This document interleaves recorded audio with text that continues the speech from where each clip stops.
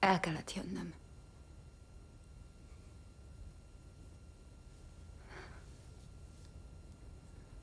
Szeretlek.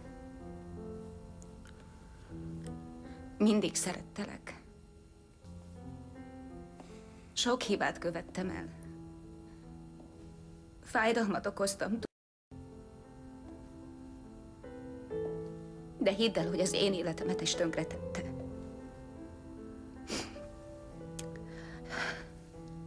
Semmi más nem akarok, csak eltűnni.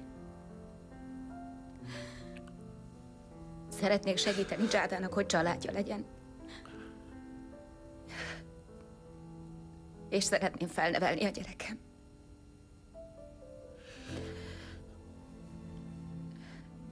De valamit mindenképpen tudnod kell. Paolo Jáda apja lesz, ez így van rendjén. De soha semmi közöm nem lesz hozzá.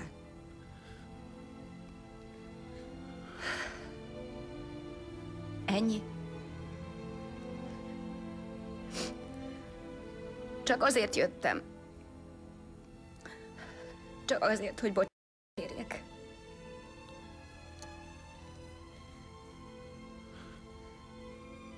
És őszintén remélem,